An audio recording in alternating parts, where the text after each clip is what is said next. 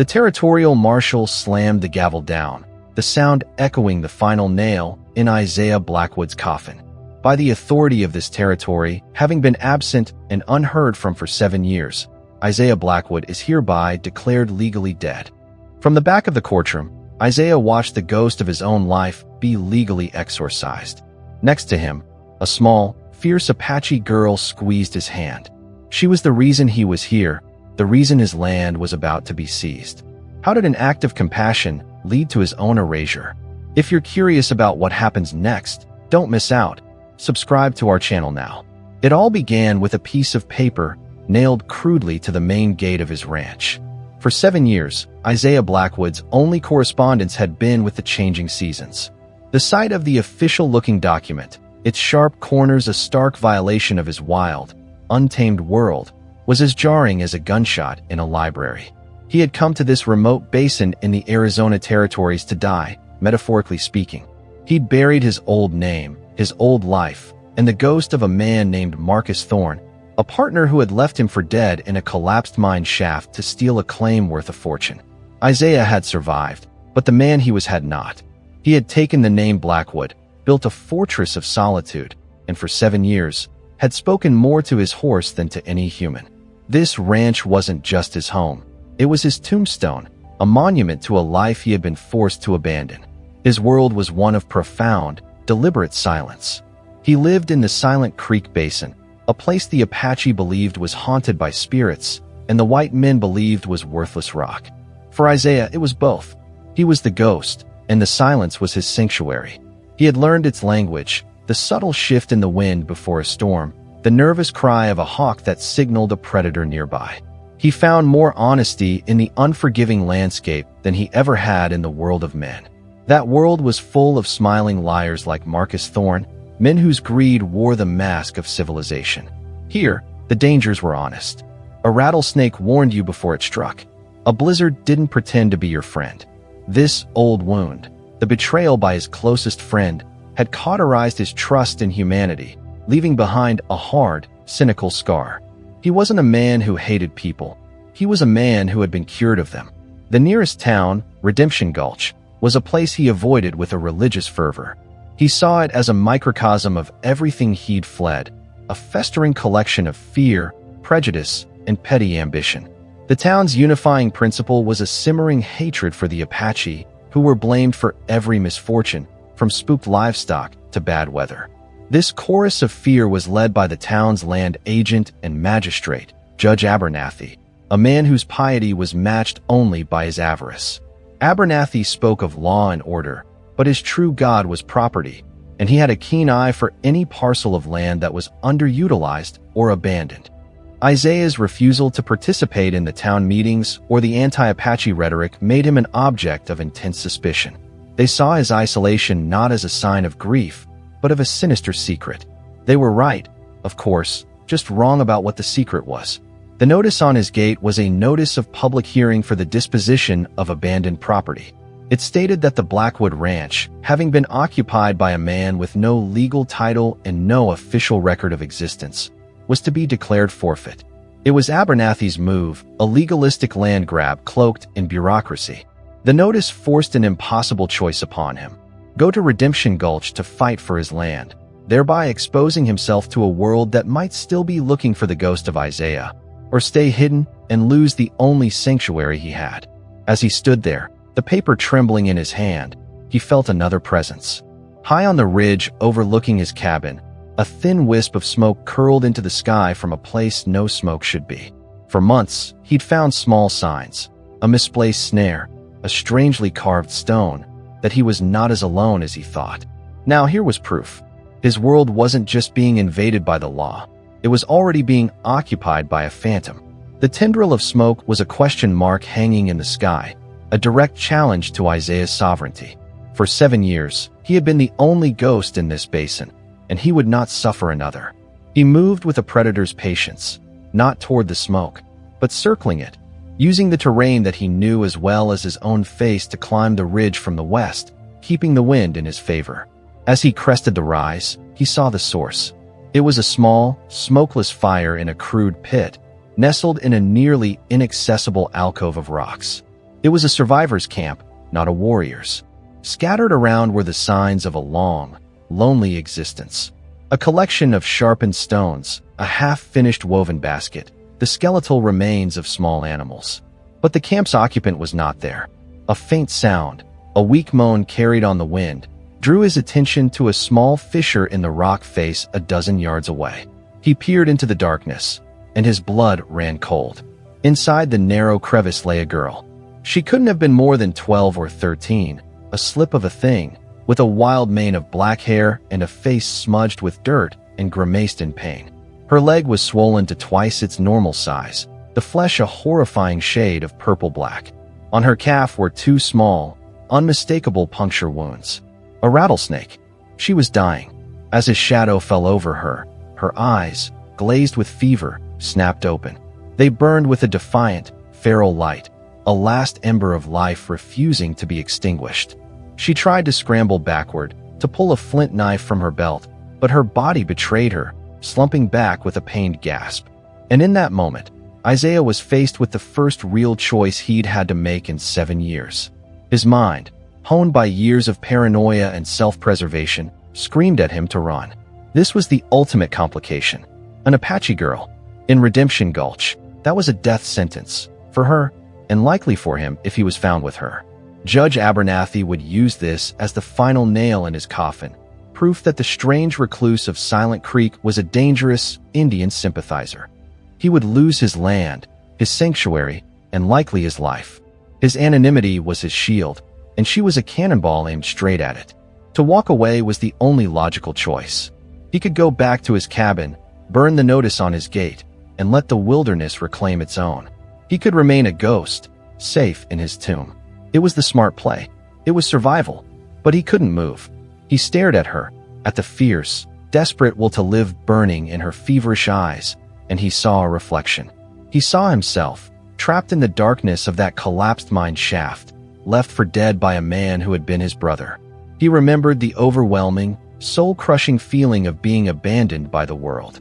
To turn his back on her now, to leave her to die alone in the dark, would be to become Marcus Thorne.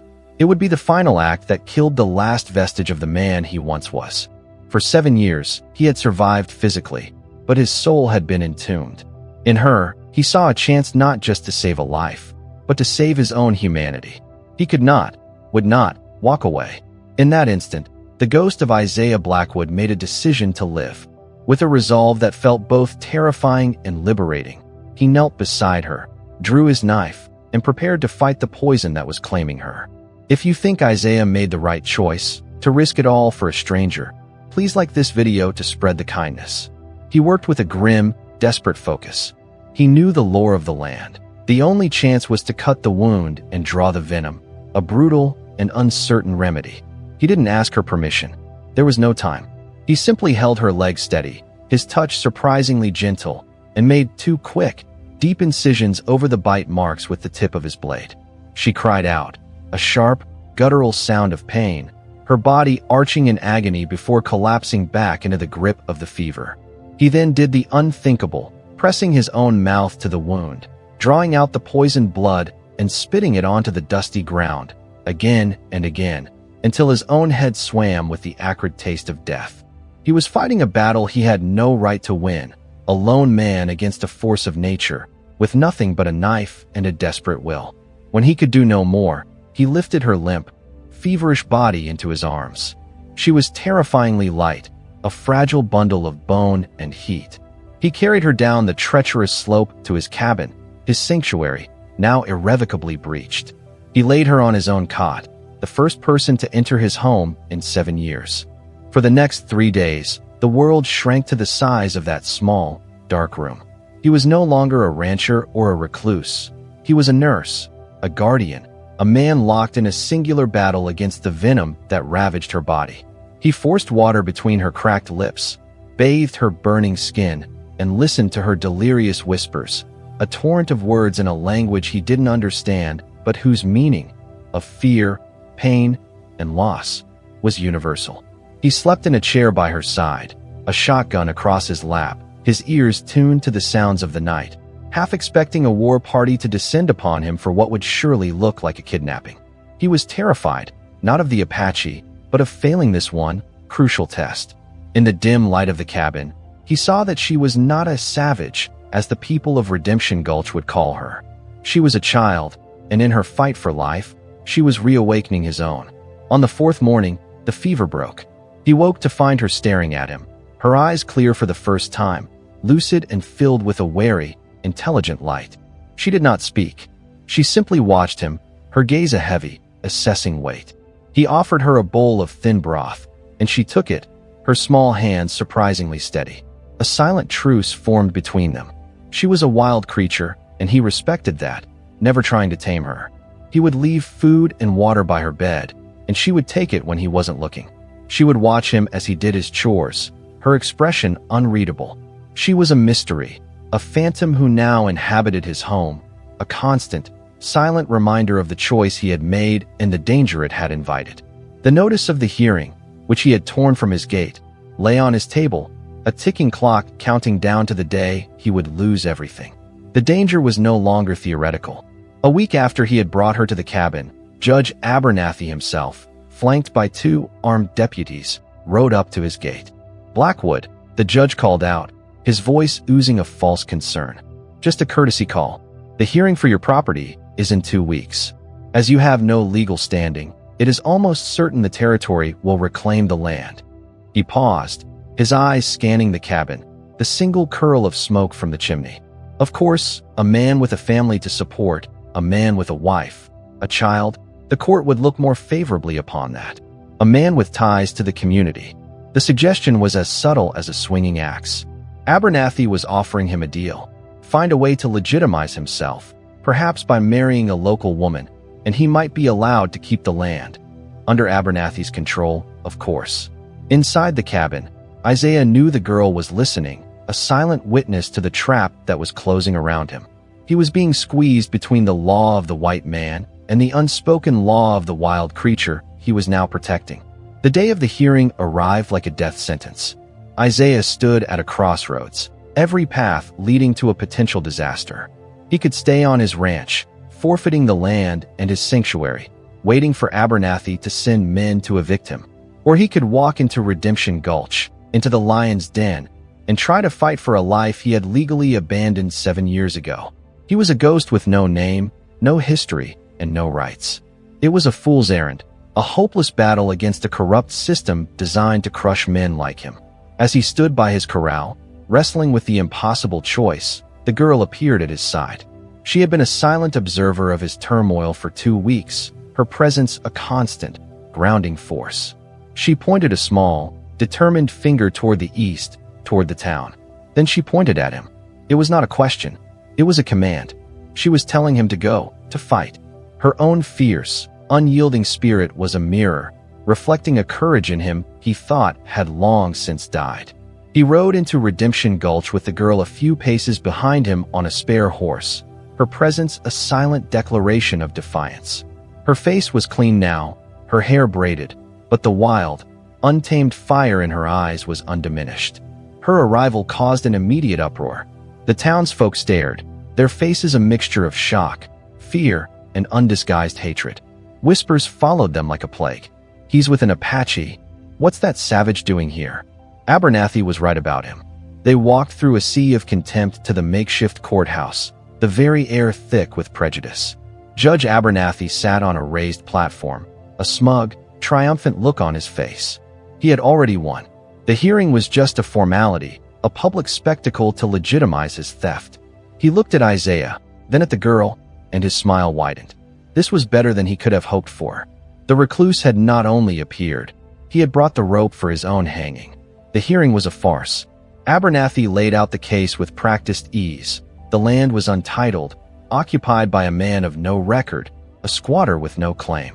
Does this man, this Isaiah Blackwood, have any proof of identity? Abernathy asked the room, his voice dripping with condescension.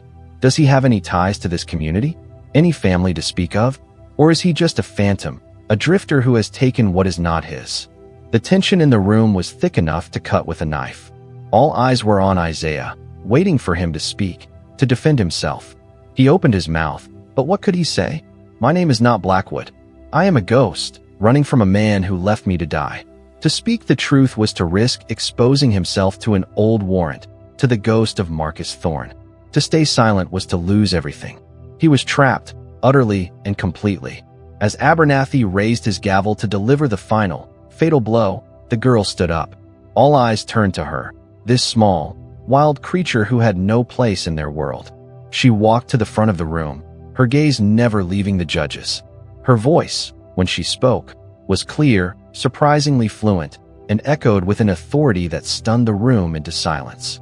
"You ask if this man has a family," she said, her voice ringing with a power that belied her size. "He does." She turned and looked directly at Isaiah, her expression one of fierce, unwavering loyalty. Then she turned back to the judge and delivered the words that would shatter everything. "My name is Amina Thorne Blackwood," she declared, her voice resonating with the weight of an unbreakable oath. "And this is my father." The room erupted in a collective gasp. The lie was audacious, impossible, and yet, in the face of her fierce conviction, it carried the undeniable force of truth. If you were Isaiah, how would you react to this shocking declaration to save your own life? Write your thoughts in the comments below. Isaiah's world tilted on its axis. The name, Thorne, was a ghost word, a name he had buried 7 years ago, a name that belonged to the man who had tried to kill him. And now, this wild girl, this phantom from the rocks, had resurrected it and bound it to his own assumed identity, weaving a lie so intricate and so dangerous it took his breath away. He stared at her, this child woman who now called herself Amina, and saw not a liar, but a warrior wielding the only weapon she had. She had seen the trap Abernathy had laid, a man with a family, and had sprung it, not on Isaiah, but on the judge himself. His mind reeled. To deny her claim was to call her a liar, to abandon the only person who had stood for him, and to seal his own fate. To accept it was to step into a new identity, one fraught with the peril of his old life and the crushing responsibility of a fatherhood he had not chosen. It was a lie that could save him, or a truth that could get them both killed. Judge Abernathy was momentarily speechless, his smug composure utterly shattered. He stared at the girl, his face turning a shade of purple. "This is absurd. An outrage," he sputtered, recovering his voice. This savage is no one's daughter. She is a vagrant, a trespasser. This is a pathetic trick." But his words, meant to be powerful, sounded hollow and desperate. Amina did not flinch. She held his gaze, her own eyes burning with a righteous fire. "Ask him," she said, her voice calm and steady, as she pointed a finger at Isaiah. "Ask my father." The entire room turned to Isaiah, 100 pairs of eyes demanding an answer. The silence was a physical weight, pressing down on him, forcing him to a precipice. This was the moment of no return. His entire future, the fate of his land, his very life, rested on his next words. He looked at Amina, standing there so small and so fierce, a lone wolf defending her pack of one. He saw the absolute, unwavering faith in her eyes. She had given him a gift, a shield forged from a lie, and had trusted him to wield it. In that moment, he felt the last of the cynical, broken man he had been for 7 years fall away, replaced by something new, something that felt terrifyingly like hope. He was no longer just Isaiah Blackwood, the ghost. He was, in the eyes of this girl and now this entire town, a father. He straightened his shoulders, stood to his full height, and met Judge Abernathy's enraged gaze. "It's true," Isaiah said, his voice quiet but resonating with a newfound authority that shocked even himself. "She is my daughter, Amina Thorne Blackwood." He walked to the front of the courtroom and stood beside her, placing a protective hand on her shoulder. "We are a family, and this is our home." The declaration sent a shockwave through the courtroom. It was one thing for a wild girl to make a claim. It was another entirely for the stoic, silent recluse to confirm it with such conviction. The narrative Abernathy had so carefully constructed, of a lone, sinister squatter, had been demolished. He was now faced with a father defending his child and his home, a story far more compelling and sympathetic to the frontier mindset. The crowd began to murmur, their prejudice warring with their ingrained respect for family and property rights. Abernathy, seeing his case and his power slipping away, was forced into a corner. He could not legally strip a family of their land without a far stronger case. He slammed his gavel down, his face a mask of pure fury. "This hearing is suspended," he roared. But this is not over. It was a retreat, not a surrender. As Isaiah and Amina walked out of the courthouse, they were no longer just a man and a girl. They were a family, bound by a public declaration, a shared lie that had suddenly become their only truth. They had won the battle, but the final, moral challenge was just beginning. The walk back to their horses was a silent one, but the space between them had fundamentally changed. They were no longer a man and a girl, a rescuer and a victim. They were a father and a daughter, at least in the eyes of the world. The lie they had told was a fragile shield, one that could be shattered by the slightest scrutiny. As they rode out of Redemption Gulch, Isaiah felt not the relief of victory, but the immense, terrifying weight of his new reality. He now had a name, a family, and a history, all of it constructed in a moment of desperate inspiration by a teenage girl. He looked at her, riding beside him, her small frame straight and proud, and felt a wave of awe and profound fear. He was now responsible for her, not just for her physical safety, but for the consequences of the identity she had so bravely and recklessly claimed for them both. Their return to the ranch marked the beginning of a new chapter. The silence of the cabin was different now. It was filled with a shared purpose, a quiet understanding. They began the slow, awkward process of becoming the family they claimed to be.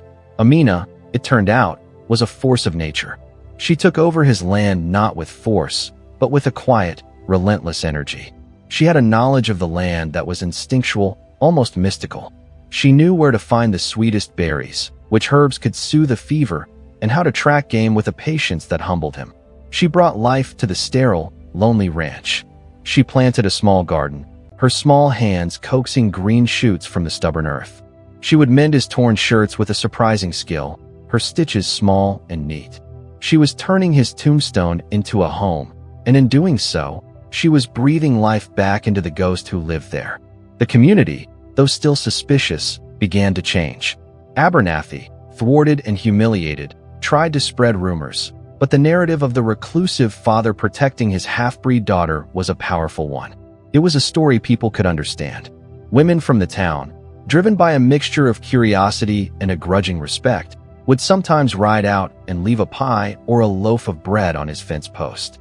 They were offerings of peace, tentative threads of connection to a community he had long shunned. Isaiah, prompted by Amina's quiet insistence, would ride into town for supplies, no longer a phantom, but a man with a name and a daughter. He would nod politely, his interactions brief but no longer hostile. The hard shell of his cynicism was cracking, eroded by the persistent, gentle pressure of Amina's presence in his life. He was slowly, painfully, rejoining the human race. The most profound change, however, was within Isaiah himself. The constant, low-grade fear that had been his companion for 7 years began to recede, replaced by a fierce, protective love for the girl who had claimed him. He began to teach her to read and write, using his old, worn copy of Shakespeare as a textbook. She, in turn, taught him the language of the birds, the names of the stars in the Apache sky. They were two broken people from two different worlds, slowly, carefully, piecing together a new life from the fragments of their past. The lie they had told in the courtroom had become a strange and beautiful truth. They were a family, forged not by blood, but by a shared act of desperate courage. The land was still his, but it was no longer just a place to hide. It was a home, a sanctuary they had built together. The door to his past was not closed, but the door to his future, one he never thought he would have, had been thrown wide open. If you believe that family is something you build, not just something you're born into, share this video. 10 years later, the name Blackwood was no longer a ghost's whisper in the silent creek basin. It was a name spoken with a grudging respect. The ranch was no longer a fortress of solitude, but a quiet beacon of a strange new world. Isaiah, now with more silver in his hair and a deep, settled peace in his eyes, was no longer a recluse. And Amina, the wild girl from the rocks, was now a formidable young woman. She had taken his name, and in doing so, had given it a power and a purpose it never had before. Armed with the reading and writing he had taught her, and the fierce spirit that was her birthright. She had become a bridge, an advocate for the other lost children of the territories, a translator not just of words, but of worlds. The lie spoken in a dusty courtroom had blossomed into a profound and respected truth. They had built a family where there was none, a home from the ashes of two broken lives. The land that was once Isaiah's tomb was now a testament to their shared life, a place where the garden grew and laughter was sometimes heard on the wind.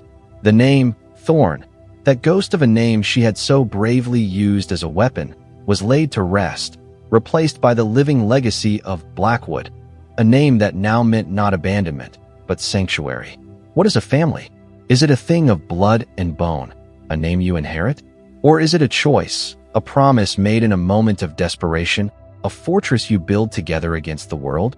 Isaiah learned that a name is not just a word you are given. It is a promise you choose to keep. And a family is not the one you lose, but the one you have the courage to build again. The wild Apache girl had not just taken over his land and his name. She had given him back his life, and in doing so, had taught him that the most powerful truths are often born from the bravest lies. If you believe that we have the power to choose our own family, subscribe to Mr. Storytelling, where every story is a search for a place to call home.